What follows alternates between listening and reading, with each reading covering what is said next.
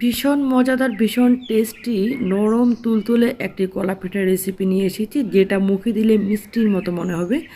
আসসালামু আলাইকুম প্রিয় দর্শক, আশা করছি দূরে এবং কাছে, দেশে এবং দেশের বাইরে থেকে যে যেখান থেকে আমার ভিডিওটি দেখতেন সবাই ভালো আছেন। বিকেলের নাস্তা হিসেবে এই রেসিপিটি কিন্তু বেস্ট একটা রেসিপি। পিঠাটা কিন্তু ভীষণ টেস্টি, বাচ্চা থেকে বুড়ো সবাই খুবই পছন্দ করে এটা খেয়ে নেবে। আর আজকের এই পিঠাটার মধ্যে থাকবে অনেকগুলো ট্রিক্স অ্যান্ড টিপস। আশা করছি আপনাদের কাছে একটু হলেও ভালো লাগবে, কারণ এই ধরনের রেসিপিগুলো কিন্তু সচরাচর করা হয় না। আমাদের বাসায় যখন কলা আনা হয়, কলাগুলো অনেকগুলো আনার কারণে অনেক কলা কিন্তু নষ্ট হয়ে যায়। আপনারা কী করবেন, কলাগুলো ফেলে না দিয়ে এই ধরনের রেসিপিগুলো বানিয়ে নিতে পারেন। এই ধরনের রেসিপিগুলো বানালে কিন্তু খুবই টেস্টি হয়, আর এই কলাটাও কিন্তু অপচয় হয় না। তো এখানে আমি 3টা কলা নিয়েছি, এগুলো হচ্ছে সুপ্রি কলা। আপনারা কিন্তু চাইলে যে কোনো ধরনের কলা দিয়ে এটা বানিয়ে নিতে পারেন। তো এখানে আমি দিয়ে দিয়েছি একটু লবণ, স্বাদ মতো লবণ দিয়েছি, আর দিয়েছি 1/3 স্পুনের মতো বেকিং পাউডার, আর দিয়ে দিলাম এখানে কিন্তু স্বাদ মতো চিনি। এখানে আমরা চিনির পরিমাণটা বেশি দিব না, কারণ চিনি যেহেতু কলাটা কিন্তু একদম মিষ্টি, তার জন্য কিন্তু চিনির পরিমাণটা এখানে আমি দিয়েছি 3 টিস্পুনের মতো। তো চিনিটা আসলে মিষ্টিটা আপনারা কতটুকু খাবেন সেই অনুযায়ী অ্যাড করবেন। এই কলা পিঠাটা যদি আমার ওয়েতে বানান তাহলে দেখবেন একদম পুরো স্পঞ্জের মিষ্টির মতো হবে, এতটা সফট হবে যে আপনি মুখে দিলে এটা গলে যাবে। এখন দিয়ে দিলাম ফুল ক্রিম গুঁড়ো দুধ। এই গুঁড়ো দুধটা যদি দেওয়া হয়, মানে ফুল ক্রিম গুঁড়ো দুধটা যদি দেওয়া হয়, তাহলে কিন্তু এই পিঠাটার টেস্টটা খুবই ভালো আসবে।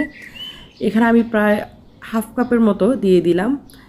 এখন আমি দেখলাম যে এটা হ্যান্ড মিক্সার দিয়ে মিক্সড হয় কি না। হ্যান্ড মিক্সার দিয়ে কিন্তু এটা একদম প্রপারলি মিক্সড হবে না। তার জন্য কি করবেন, হাত দিয়ে ভালো করে মিক্সড করে নেবেন। একটু একটু পানি দিবেন আর একটু একটু মিক্সড করে নেবেন। এই যে এরকম আমি একটু একটু পানি দিচ্ছি আর এটাকে একদম ভালো করে মিক্সড করে নিচ্ছি। আর আরেকটা কথা বলছি, এখানে কিন্তু আমি ফুল ক্রিম যে গুঁড়ো দুধটা সেটা অ্যাড করেছি। আপনারা চাইলে লিকুইড দুধটা জাল দিয়ে একটু কমিয়ে একটু ভালো করে জাল দিয়ে তারপর সেটা অ্যাড করতে পারেন। আমি যেহেতু এখানে পানি দিচ্ছি, পানির পরিবর্তে আপনি লিকুইড দুধটা অ্যাড করতে পারেন। আর লিকুইড দুধটা যদি দেন তাহলে কিন্তু অবশ্যই একটু জাল দিয়ে কমিয়ে তারপরে দিবেন। একটু ঘন করে দিলে কি হবে, পিঠাটা খেতে কিন্তু ভীষণ টেস্টি হবে। এই উপকরণগুলো দিয়ে আমি ভালো করে মিক্সড করে নিয়েছি। এখন আমি দিয়ে দিব চালের গুঁড়ো। চালের গুঁড়োটা একটু একটু করে দিব আর মিক্সড করে নিব, কারণ এটা কিন্তু একবারে বেশি দেওয়া যাবে না। এটা থিকনেসটা একদম পাতলা হবে না, আবার একদম ঘন হবে না। এই জন্য কী করব, এগুলো চালের গুঁড়োটা একদম আস্তে আস্তে করে দিব আর এটাকে ভালো করে মিক্সড করে নিব। এই পিঠাটার কিন্তু মেইন উপকরণ হচ্ছে চালের গুঁড়ো। এখানে আমি কিন্তু চালের গুঁড়ো অ্যাড করে নিচ্ছি। চালের গুঁড়োটি দিয়ে একদম ভালো করে এটাকে কিন্তু মিক্সড করতে হবে। আর আপনার বাসায় যদি চালের গুঁড়ো না থাকে তাহলে কিন্তু আটা বা ময়দা ইউজ করতে পারেন, আর অথবা চালের গুঁড়োর সাথে এখানে কিছু ময়দা মিক্সড করতে পারেন, তাহলে কিন্তু পিঠাটা ভীষণ টেস্টি হবে। তো এখানে আমি চালের গুঁড়োটা দিয়েছি, দিয়ে কিছুটা একটু ভালো করে মিক্সড করে নিয়েছি। তারপরে কিছুটা পরিমাণ এখানে ময়দা দিয়ে দিচ্ছি। এখন এটাকে ভালো করে আবার মিক্সড করে নিব। আপনার বাসায় যে উপকরণটি থাকবে, চালের গুঁড়ো, ময়দা বা আটা যেটাই থাকুক না কেন, সেটা দিয়েই কিন্তু আপনি এটা বানিয়ে নিতে পারবেন। আমার এই পিঠাটার মেন সিক্রেট যেটা, সেটা হচ্ছে হাঁসের ডিম।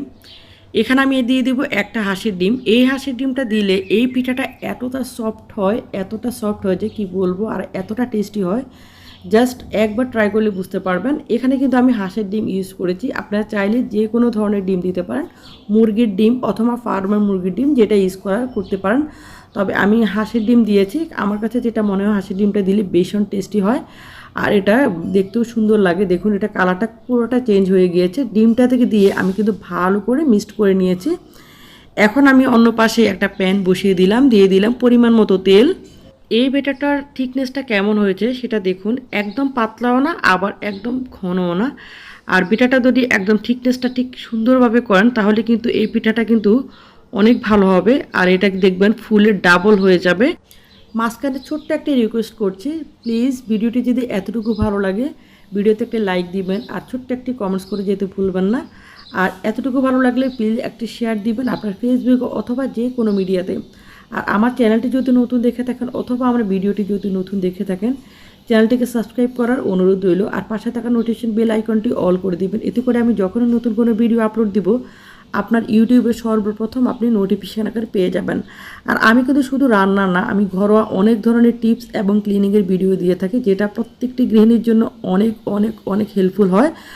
আশা করছি আমার ক্লিনিংয়ের ভিডিওগুলো আপনাদের কাছে একটু হলেও ভালো লাগবে আর আপনাদের একটু হলেও উপকার আসবে। তো এখানে দেখুন আমি যে চামচটা দিয়ে দিয়েছি এরকম গোল টাইপের ছোট চামচ হলে সবচেয়ে ভালো হয়, কারণ কি এগুলো কিন্তু যখন দেওয়া হয় যতটুকু পরিমাণে দেওয়া হয় সেগুলো কিন্তু একদম ফুল ডাবল হয়ে যায়। তো দেখুন আমি কিন্তু কয়েকটা ভেজে নিয়েছি, এগুলো কালারটা যখন ব্রাউন কালার হয়ে এসেছে তখন আমি এগুলোকে ভেজে নিয়েছি। এখন এগুলোকে আবার দিয়ে দিলাম। তো যারা আমার নিয়মিত ভিউয়ার্স তাদেরকে বলছি প্লিজ আমার শর্ট ভিডিওগুলোও দেখবেন। আমি শর্ট ভিডিওতে কিন্তু নতুন নতুন অনেক ধরনের ভিডিও নিয়ে আসবো। আশা করছি ভিডিওগুলো আপনাদের অনেকটা হেল্পফুল হবে। তো এগুলো কিন্তু সম্পূর্ণ আমি ভেজে নিয়েছি, দেখুন কতটা সুন্দর হয়েছে আর এগুলো খেতে কিন্তু ভীষণ টেস্টি, একদম পুরোটা স্পঞ্জের মতো। ভালো থাকবেন, সুস্থ থাকবেন। আসসালামু আলাইকুম।